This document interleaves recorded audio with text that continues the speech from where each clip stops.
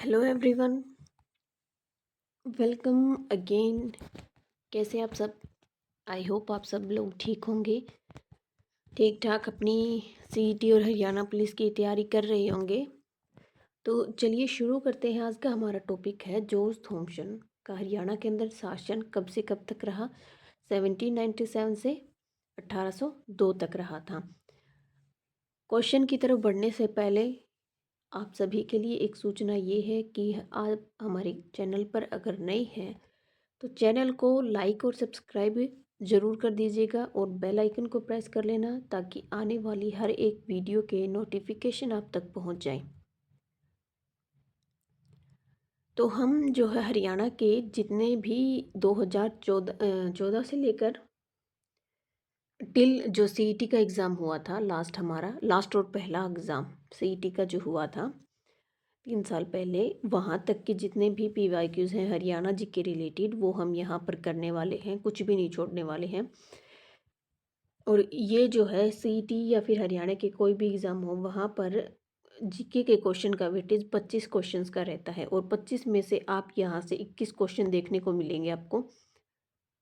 ये हमारी गारंटी है क्योंकि 25 में से 21 क्वेश्चन आपको इसलिए देखने को मिलेंगे यहाँ पर क्योंकि 3 से 4 क्वेश्चन जो है करंट अफेयर से आते हैं।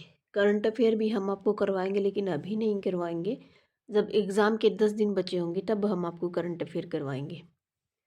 ठीक है जी, तो चलिए शुरू करते हैं आज का हमारा ये सेशन। हमारा पहला प्रश्न है, प्रसिद्ध आयरिश जॉर्ज जिसने हरियाणा पर 1798 ईस्वी में शासन किया, यानी तब उसकी शुरुआत थी, कहाँ का निवासी हुआ करता था? तो वो आयरलैंड का निवासी हुआ करता था। तो ये आवास था, मतलब कि वो कहाँ पर रहता था ये यहाँ पर पूछा गया है। तो ऑप्शन बी हमारा राइट आंसर हो जाएगा, जहाज कोठी, यानी कि ये इसने जहाज कोठी का निर्माण करवाया था। तो आयरलैंड के मूल निवासी जो थे वो सिरसा तथा रोहतक के बीच के क्षेत्र में बेताज शासक हुआ करते थे जॉर्ज थॉमसन। कहाँ पर? रोहतक और सिरसा के बीच पर। तो ये क्वेश्चन बन सकता है सिरसा और रोहतक ने अपने निवास के लिए जहाज कोठी का निर्माण करवाया था। यह अपनी अलग स्थिति के कारण यह समुद्र में एक जहाज की तरह दिखाई देता था, जिसे जहाज कोठी का नाम दिया गया। ठीक है, नेक्स्ट क्वेश्चन। अभी हमारा जो है हरियाणा का इतिहास चल रहा है, हरियाणा का इतिहास चल रहा है। आज हम इसको कंप्लीट कर देंगे और कल से ही हरियाणा की ज्योग्राफी शुरू करने वाले हैं। ज्योग्राफी के जितने भी पीवाईक्यू हैं वो कंप्लीट कर लेंगे। हमने हरियाणा का इंट्रोडक्शन कर लिया कंप्लीट, हरियाणा के अंदर कितने ज़िले कितने मंडल वगैरह हैं, आप हमारी प्रीवियस वीडियो जाकर विजिट कर सकते हैं। इंट्रोडक्शन हमने कर लिया है और इतिहास भी आज हम कंप्लीट कर देंगे, कल हम ज्योग्राफी पढ़ेंगे। तो चलिए हमारा अगला प्रश्न है, जींद के राजा गोपाल सिंह करनाल में किस वर्ष बंदी बनाए गए थे? किस वर्ष बनाए गए थे? तो 1763 के अंदर बनाए गए थे। ऑप्शन बी हमारा राइट आंसर हो जाएगा। चलिए जी नेक्स्ट क्वेश्चन। ये देखिए इसमें साथ साथ जो है एक्सप्लेनेशन दी गई है, जो कि आने वाला हमारा जो अगला प्रश्न है वो यहीं से हमें देखने को मिलता है। तो हम सन 1763 ईस्वी में जींद के राजा गोपाल सिंह ने करनाल पर कब्जा किया और सन 1785 ईस्वी में मराठों ने करनाल में खुद को स्थापित कर लिया। हालांकि मराठों और सिखों के बीच झड़पें हुई। सन 1795 में मराठों ने अंततः इसे जींद के राजा भाग सिंह से छीन लिया और इसे जॉर्ज थॉमसन को सौंप दिया। ठीक है, तो जॉर्ज थॉमसन ने 1797 में वर्तमान हरियाणा के किस स्थान को अपनी राजधानी बनाया था? जहाजगढ़, हांसी, टोहाना और रोहतक। तो ऑप्शन बी हमारा राइट आंसर हो जाएगा। और जॉर्ज थॉमस ने किस किस जो है जिले के बीच अपना शासन चलाया, ये आप हमें कमेंट बॉक्स में आंसर करेंगे। कौन सा हमने जिक्र कर चुके हैं, हम कौन से क्षेत्र के बीच इसका शासन हुआ करता था, आप हमें बताइए। तो आयरलैंड से आए जॉर्ज थॉमसन ने हांसी को राजधानी बनाया। जॉर्ज थॉमसन ने हांसी को अपना प्रमुख केंद्र बनाया था और यहीं बैठकर पूरे इलाके पर शासन किया था। ठीक है जी, 18वीं शताब्दी में आयरिश साहसिक जॉर्ज थॉम्सन के द्वारा हरियाणा का कौन सा जिला अधीनस्थ कर लिया गया था? कौन सा जिला कर लिया गया था? तो हिसार, ऑप्शन डी हमारा राइट आंसर हो जाएगा। चलिए नेक्स्ट क्वेश्चन।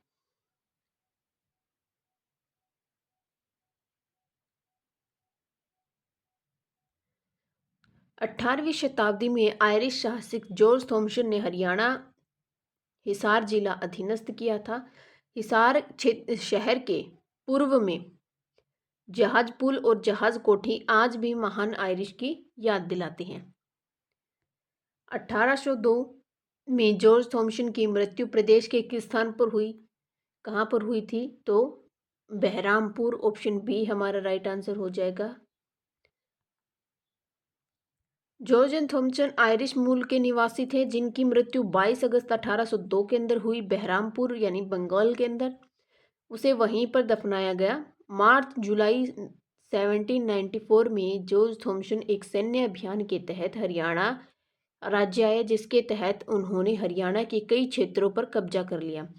परिणामतः उन्हें हरियाणा का पहला आयरिश राजा माना जाता है और उसने झज्जर में जॉर्जगढ़ किले की स्थापना की। किसने की जॉर्जगढ़ किले की स्थापना? जॉर्ज थॉम्सन ने। कहाँ पर? झज्जर के अंदर। ठीक है, चलिए नेक्स्ट क्वेश्चन। तो अगला हमारा टॉपिक शुरू होता है हरियाणा में आर्य समाज। हरियाणा में आर्य समाज। हमारा पहला प्रश्न है, स्वामी दयानंद सरस्वती ने हरियाणा के रेवाड़ी पहुंचने पर सर्वप्रथम क्या प्रारंभ किया था? क्या प्रारंभ किया था? गौशाला प्रारंभ की थी। ऑप्शन डी हमारा राइट आंसर हो जाएगा। चलिए जान लेते हैं स्वामी दयानंद के बारे में। दयानंद सरस्वती ने सर्वप्रथम हरियाणा के रेवाड़ी पहुंचने पर गौशाला प्रारंभ किया था। 1873 में दयानंद सरस्वती का रेवाड़ी के अंदर आगमन हुआ था। दयानंद सरस्वती ने 1875 में बम्बई में स्वामी विरजानंद की प्रेरणा से आर्य समाज की स्थापना की थी। Next question. स्वामी दयानंद सरस्वती ने डैश की स्थापना की। किसकी स्थापना की थी? आर्य समाज की स्थापना की थी। किसके साथ मिलकर की थी? आर्य समाज एक केशवरवादी हिंदू सुधार आंदोलन हुआ करता था जो वेदों के निर्विवाद अधिकार पर आधारित विचार और व्यवहारों को बढ़ावा देता था। दयानंद सरस्वती एक सन्यासी के रूप में जाने जाते थे। दयानंद सरस्वती ने 10 अप्रैल 1875 को आर्य समाज की स्थापना की थी। Next question.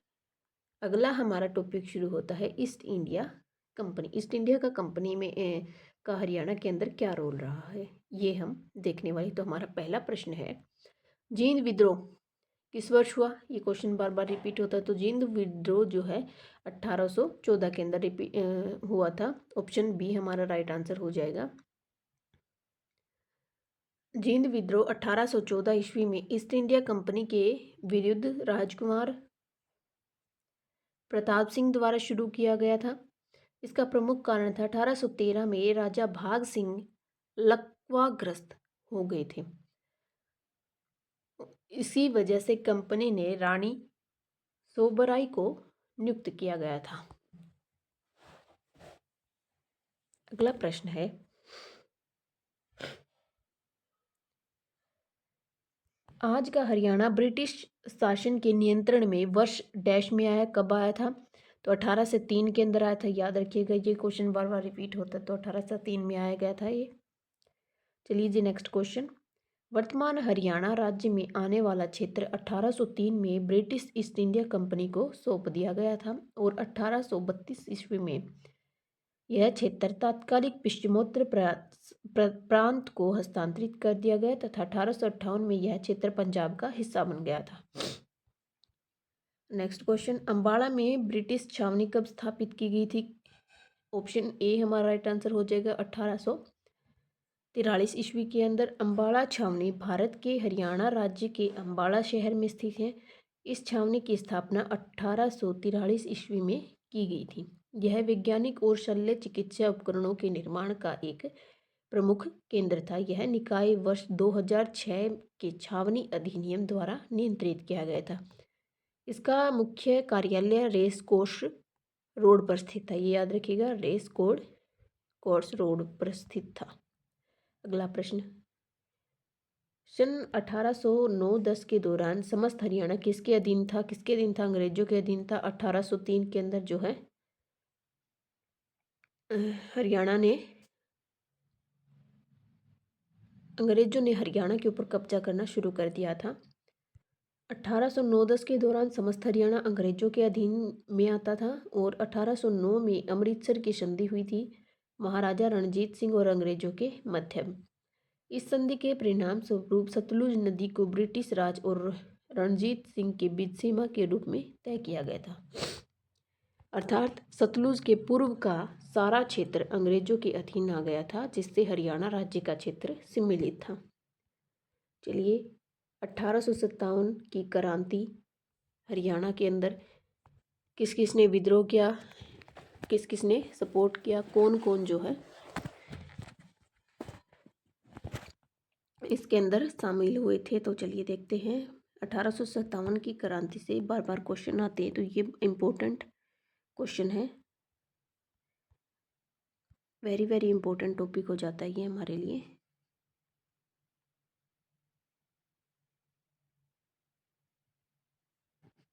ठीक है, तो इसे करके जाना बिल्कुल मत भूलना। एक क्वेश्चन देखने को यहाँ से मिलेगा कि कहाँ से, कौन से क्षेत्र से किस ने 1857 की क्रांति का नेतृत्व किया था।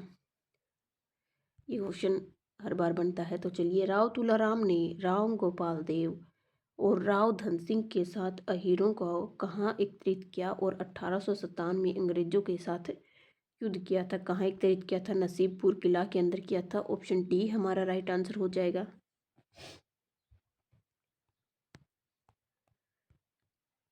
ये देखिए, ये क्वेश्चन जो है सीईटी, लास्ट सीईटी और ग्रुप डी के अंदर 2023 के अंदर आया हुआ आप देख सकते हैं, और यहाँ तक के हम सारे क्वेश्चन आपको करवाएंगे यहाँ पर।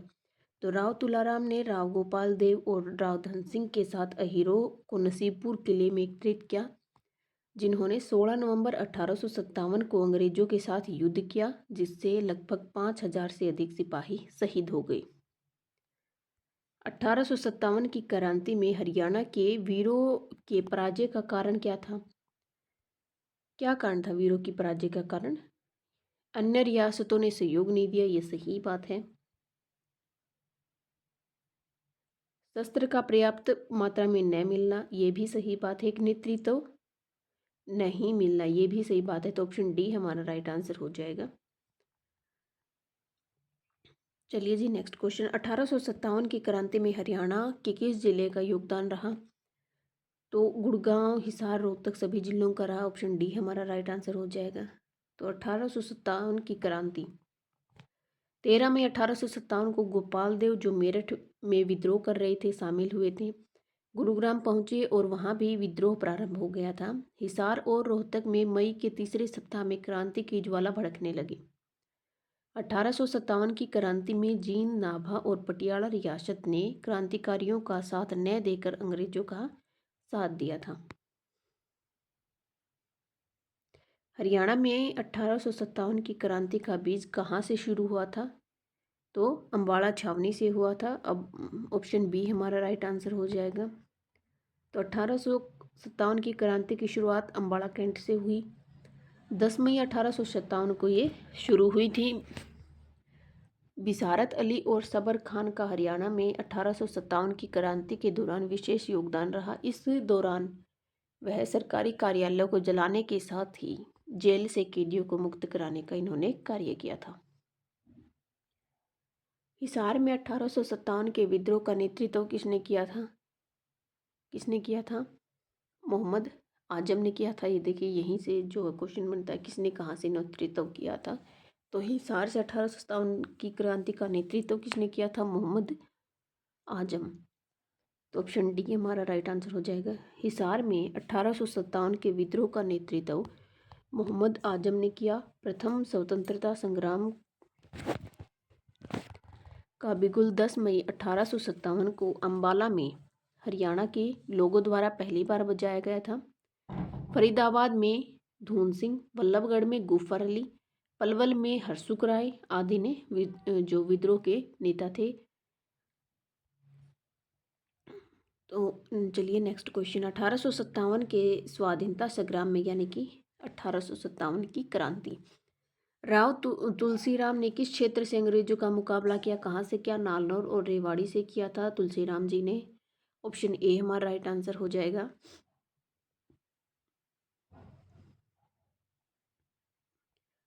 1857 के संग्राम में बल्लभगढ़ से किस राजा ने बलिदान दिया था? किसने दिया था? नाहर सिंह। बल्लभगढ़ से नाहर सिंह, ऑप्शन सी हमारा राइट आंसर हो जाएगा। तो नाहर सिंह जी का जन्म 1827 को बल्लभगढ़ के अंदर हुआ था, हरियाणा में। 1857 में भारत के प्रथम स्वतंत्रता संग्राम में नायकों में से ये एक हुए थे और 9 जनवरी 1858 को इन्हें अंग्रेजों ने फांसी दे दी थी। 1857 में फरुखनगर के किस नवाब ने अंग्रेजों से टक्कर ली थी? किसने ली थी? तो देखिए, इनमें से कोई भी ऑप्शन जो है सही नहीं है, या तो सारे सही हैं या एक भी सही नहीं है। तो 1857 की क्रांति के समय फरुखनगर के नवाब अहमद अली खां, इन्होंने जो है फरुखनगर से नेतृत्व किया था। नवाब को 1857 में संग्राम के दौरान लड़ाई में शामिल होने के लिए दिल्ली के बादशाह का पत्र मिला। इसके बाद नवाब आज़ादी की लड़ाई में कूद गए। 3 दिनों तक चले घमासान युद्ध के बाद आखिरकार अंग्रेजों ने नवाब को बंदी बना लिया। बाद में मुकदमा चलाकर दिल्ली के फव्वारा चौक पर इनको फांसी दे दी गई थी। रोहतक में 1857 की क्रांति में किसके महत्वपूर्ण भूमिका निभाई थी? किसने निभाई थी? रांगड़ों ने निभाई थी। तो ऑप्शन बी हमारा राइट आंसर हो जाएगा। चलिए जी, नेक्स्ट क्वेश्चन। रोहतक के रांगड़ों ने खरखोदा के किसान नेता विरासत अली और बाबर खान के नेतृत्व में विद्रोह किया। अपने इलाके से ब्रिटिश शासक के सभी प्रतीकों को समाप्त कर दिया। उन्हें दिल्ली के तहफ़्ज़ुल हुसैन से मदद मिली थी। नसीबपुर नारनौल के अंदर है। किस रूप में जाना जाता है? 1857 की क्रांति के रूप में क्यों जाना जाता है? नसीबपुर नारनौल 1857 की एक ऐतिहासिक क्रांति के लिए जाना जाता है। नारनौल की लड़ाई, जिसे नसीबपुर का युद्ध भी कहा जाता है, जो 16 नवंबर 1857 को अंग्रेजों और भारतीयों के मध्य हुआ। इस युद्ध में ब्रिटिश सरकार ने अपने 700 सैनिकों के साथ कमांडर कर्नल गेरार्ड व कैप्टन वालेस को खो दिया था। हरियाणा का कौन सा वीर सेनानी मेरठ क्रांति के समय मेरठ का नायाब कोतवाल था? कौन था? राव कृष्ण गोपाल। ऑप्शन सी हमारा राइट आंसर हो जाएगा। हरियाणा के राव कृष्ण गोपाल वीर सेनानी मेरठ की क्रांति के समय मेरठ शहर के नायब कोतवाल थे। 1857 के विद्रोह में हरियाणा के वीर सपूतों ने बढ़ चढ़कर भाग लिया था। रोहतक, गुरुग्राम, झज्जर, अम्बाड़ा, फरीदाबाद, भिवानी जिलों में स्वतंत्रता की ज्वाला भड़क उठी थी। यहाँ से सैनिकों ने स्वतंत्रता में भाग लिया था। चलिए नेक्स्ट क्वेश्चन। प्रथम स्वतंत्रता संग्राम में वल्लभगढ़ के किस राजा ने दिल्ली में क्रांतिकारी सेनाओं का नेतृत्व किया था? किसने? राजा नाहर सिंह ने किया था वल्लभगढ़ से। ऑप्शन बी हमारा राइट आंसर हो जाएगा। चलिए नेक्स्ट क्वेश्चन। 1857 के स्वतंत्रता संग्राम में वल्लभगढ़ के किस राजा ने बलिदान दिया था? नाहर सिंह। ऑप्शन सी हमारा राइट आंसर हो जाएगा। चलिए जी, नेक्स्ट क्वेश्चन। 1857 के विद्रोह के बाद हरियाणा को डैश के साथ मिला लिया गया। किसके साथ मिला लिया गया था? पंजाब के साथ मिला लिया गया था। ऑप्शन ए हमारा राइट आंसर हो जाएगा। अगला क्वेश्चन। तो अगला हमारा टॉपिक शुरू होता है भारत की राष्ट्रीय कांग्रेस, कांग्रेस व राष्ट्रीय आंदोलन। चलिए शुरू करते हैं। और आगे बढ़ने से पहले अगर आपने अभी तक हमारे चैनल को लाइक एंड सब्सक्राइब नहीं किया है तो जल्दी से कर लीजिए।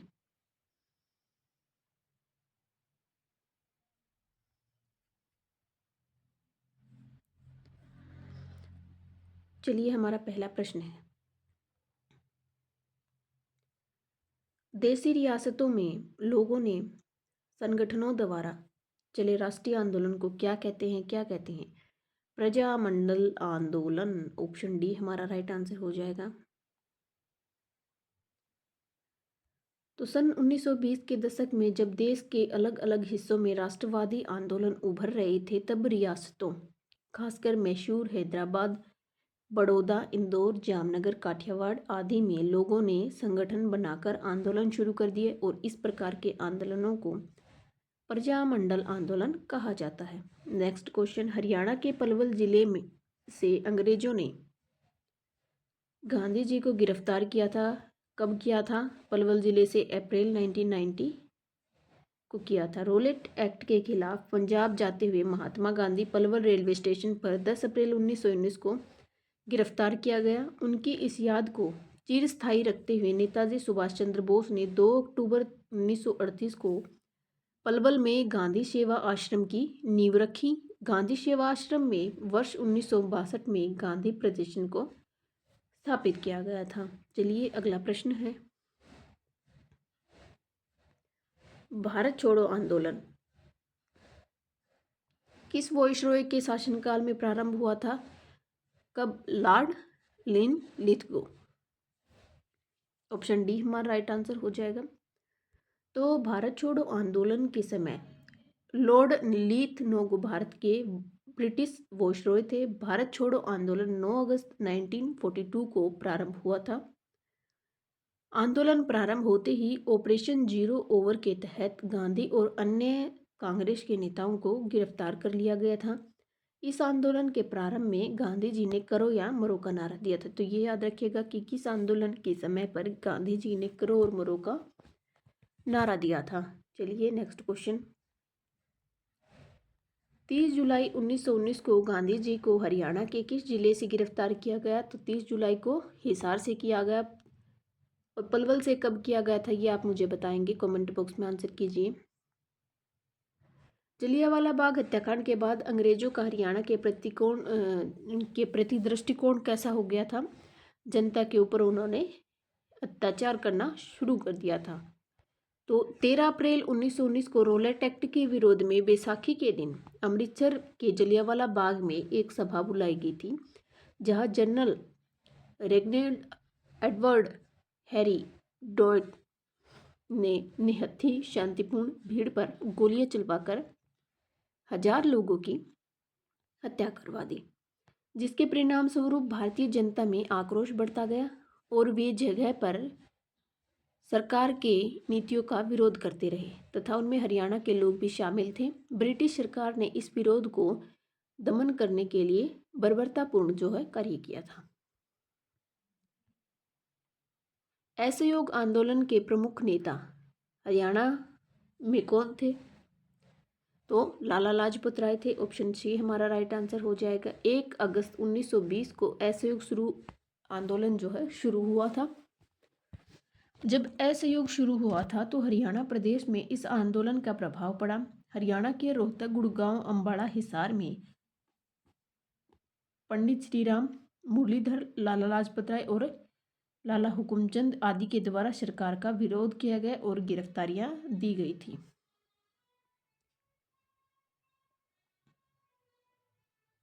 हरियाणा में असहयोग आंदोलन किस वर्ष प्रारंभ हुआ था? तो 1920 के अंदर प्रारंभ हुआ था। ऑप्शन सी हमारा राइट आंसर हो जाएगा। चलिए अगला प्रश्न है, 1920 में असहयोग आंदोलन हरियाणा के अंदर शुरू हुआ और ये आंदोलन महात्मा गांधी की देखरेख में था। ये एक व्यापक जन आंदोलन था। इसे 5 फरवरी 1922 को चोरा चोरी की घटना के बाद वापस ले लिया गया। चोरा चोरी की घटना क्या थी ये आप मुझे बताएंगे, कमेंट बॉक्स के अंदर आंसर कीजिएगा। 30 जनवरी 1970 को किस घटना को लेकर उग्र प्रदर्शन किया गया था? चंडीगढ़ को पंजाब को देने की घोषणा। 30 जनवरी 1970।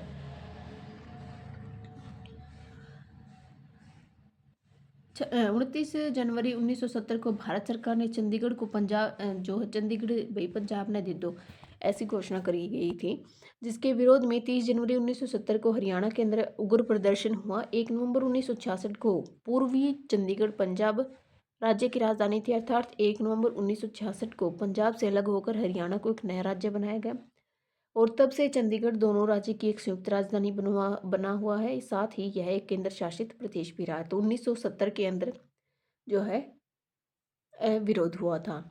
अगला प्रश्न, रोलेट एक्ट का विद्रोह 1919 में सर्वप्रथम कहाँ पर हुआ था? अम्बाड़ा के अंदर हुआ था। ऑप्शन डी हमारा राइट आंसर हो जाएगा। अगला प्रश्न,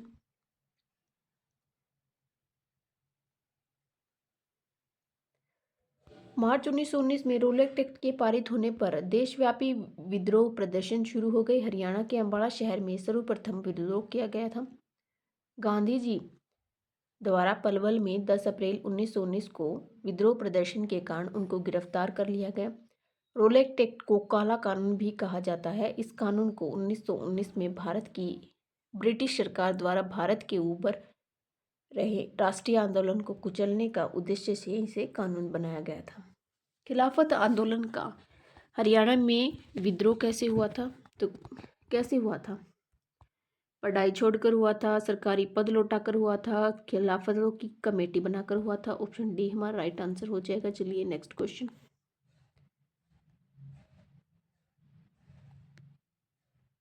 असहयोग आंदोलन के प्रमुख नेता हरियाणा में कौन थे भी? लाला लाजपत राय थे। ये क्वेश्चन पहले रिपीट हो चुका है। ऑप्शन बी हमारा राइट आंसर हो जाएगा। तो असहयोग आंदोलन के प्रमुख नेता हरियाणा में लाला लाजपत राय थे। गांधी ने 1 अगस्त 1920 ईस्वी को असहयोग आंदोलन प्रारंभ किया। असहयोग आंदोलन की पुष्टि भारतीय राष्ट्रीय कांग्रेस ने दिसंबर 1920 के अधिवेशन नागपुर के अंदर दी थी। 5 फरवरी 1922 को नागपुर अधिवेशन में की गई थी। 5 फरवरी 1922 में चोरा चोरी की घटना के बाद गांधी जी ने 12 फरवरी 1922 को असहयोग आंदोलन स्थगित कर दिया। चलिए अगला प्रश्न है, भारत छोड़ो आंदोलन में भाग लेने के लिए निम्नलिखित में से किसे गिरफ्तार किया गया था? किसे गिरफ्तार किया था? देवीलाल चौधरी देवीलाल को किया गया था। ऑप्शन बी हमारा राइट आंसर हो जाएगा। चौधरी देवीलाल ताऊ नाम से प्रसिद्ध हैं। ताऊ देवीलाल, ताऊ के नाम से प्रसिद्ध हरियाणा के पूर्व मुख्यमंत्री चौधरी देवीलाल आज़ादी के 1947 के समय भारतीय स्वतंत्रता संग्राम में एक सक्रिय उन्होंने भाग लिया था। स्वतंत्रता आंदोलन के दौरान 8 अक्टूबर 1930 को वे एक साल जेल हिसार भी गए थे, मतलब कि 1 साल के लिए हिसार जेल में रहे। बाद भारत छोड़ो आंदोलन के दौरान भी वे एक बार पुनः 2 वर्षों के लिए 5 अक्टूबर 1942 में जेल भेजे गए। 6 अप्रैल 2001 को इनकी मृत्यु हो गई। चलिए नेक्स्ट क्वेश्चन। M.K. गांधी को पलवल यानी कि महात्मा गांधी को पलवल रेलवे स्टेशन से किस दिन गिरफ्तार किया गया था? और जब रोलेट एक्ट का विद्रोह करने के लिए वो पंजाब जा रहे थे तो 10 अप्रैल 1919 को किया गया ये पलवल से, और दूसरी बार हिसार से कब किया गया था ये आप मुझे बताइए। हरियाणा में होम रूल आंदोलन के प्रचार का श्रेय किसे जाता है? किसे जाता है होम रूल आंदोलन के प्रचार का श्रेय? तो हरियाणा में होम रूल आंदोलन के प्रचार का जो श्रेय है पंडित नेकीराम शर्मा को जाता है। हरियाणा में होम रूल आंदोलन का प्रचार का श्रेय पंडित नेकीराम शर्मा को जाता है। पंडित नेकीराम शर्मा ने 1919 में रोलेट एक्ट विद्रोही आंदोलन, 1920-22 में असहयोग आंदोलन, 1930-34 में नमक सत्याग्रह, 1940-41 में व्यक्तिगत सत्याग्रह में भागीदारी की थी। हरियाणा में यूनिवर्सिटी पार्टी की पहुंच के विस्तार के लिए 1923 में फजल ए हुसैन के साथ मिलकर किसने जमींदारा लीग की स्थापना की थी? तो सर छोटू राम ने जमींदारा लीग की स्थापना की थी।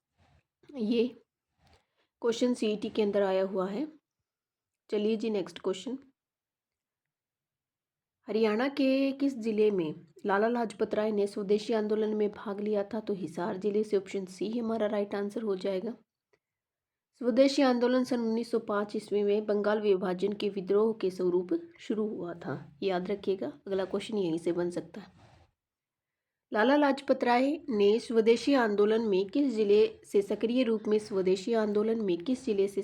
में भाग लिया था? कहाँ से? हिसार से। ये देखिए क्वेश्चन को घुमा फिरा के इतना बड़ा बना दे, लेकिन पूछनी एक सिंपल सी चीज़ थी, यहीं पर ऐसे ही ये कंफ्यूज करता है। तो ऑप्शन डी जो हमारा राइट आंसर हो जाएगा, अभी हमने किया था हिसार। लाला लाजपत राय ने हिसार से किस आंदोलन में सक्रिय रूप से भाग लिया था? तो स्वदेशी आंदोलन के अंदर। ऑप्शन ए हमारा राइट आंसर हो जाएगा। अगला क्वेश्चन। लाला लाजपत राय ने हिसार के किस आंदोलन में सक्रिय रूप से भाग लिया था? तो स्वदेशी आंदोलन। अगला क्वेश्चन। तो सन 1888 में इलाहाबाद में आयोजित हुए कांग्रेस के चौथे अधिवेशन में किस महत्वपूर्ण राष्ट्र नेता ने जिला हिसार के प्रतिनिधि के रूप में भाग लिया था? तो लाला लाजपत राय। ऑप्शन सी हमारा राइट आंसर हो जाएगा। 24 मार्च 1967 को हरियाणा के प्रथम गैर कांग्रेसी मुख्यमंत्री कौन हुआ करते थे? तो राव वीरेंद्र सिंह। ये जो है पहले गैर कांग्रेसी मुख्यमंत्री थे, राव वीरेंद्र सिंह। तो राव वीरेंद्र सिंह गैर कांग्रेसी मुख्यमंत्री थे, विशाल पार्टी, हरियाणा की विशाल पार्टी से थे। इनका कार्यकाल 24 मार्च 1967 से 2 नवंबर 1967 तक रहा। चौधरी बंसीलाल कांग्रेस पार्टी के मुख्यमंत्री तथा चौधरी देवीलाल जो है जनता पार्टी के मुख्यमंत्री के रूप में कार्य उन्होंने किया था। अगला प्रश्न, लाला लाजपत राय ने हरियाणा के किस स्थान को अपने कार्य क्षेत्र के रूप में चुना था? तो हिसार, ऑप्शन ए हमारा राइट आंसर हो जाएगा। अगला प्रश्न, पंडित नेकीराम शर्मा ने अपनी राष्ट्रवादी गतिविधियों को हरियाणा के किस क्षेत्र में केंद्रित किया था? तो रोहतक के अंदर राष्ट्रवादी गतिविधियों को रोहतक के अंदर, ऑप्शन डी हमारा राइट आंसर हो जाएगा। तो पंडित नेकीराम शर्मा ने अपनी राष्ट्रवादी गतिविधियों को हरियाणा के रोहतक जिले से ही संचालित किया। अंग्रेजों के प्रति विरोध की भावना रखने वाले शर्मा जी एक समय कांग्रेस से लड़ने के लिए बम बनाकर हिंसात्मक तरीके को जो इन्होंने अपनाया था, परंतु इस कार्य को अंजाम देने के लिए कलकत्ता पहुंचे, जहां इनकी मुलाकात सुरेंद्रनाथ बनर्जी से हुई। महात्मा गांधी के आह्वान पर उन्होंने 1921 के अंदर असहयोग आंदोलन के दौरान गिरफ्तारी जो है इनकी कर ली गई थी। चलिए अगला प्रश्न है। तो अगला हमारा टॉपिक है हरियाणा का भूगोल शुरू होता है। ये टॉपिक हम करेंगे कल। तो मिलते हैं कल की वीडियो में हरियाणा का भूगोल के अंदर। और जाने से पहले एक बात और कि आप हमारे चैनल को सब्सक्राइब जरूर कर लीजिएगा, ताकि आने वाली हर वीडियो जो आपको बहुत ही ज़्यादा सीईटी के एग्ज़ाम में और हरियाणा पुलिस के एग्ज़ाम में बेनिफिट देने वाली है, तो उससे आप ना चूक जाएं, इसलिए इसे सब्सक्राइब जरूर कर लेना और बेल आइकन को प्रेस कर लेना, ताकि कोई भी वीडियो आपसे छूटे ना। चलिए मिलते हैं अगली क्लास के अंदर। जय हिंद, जय भारत।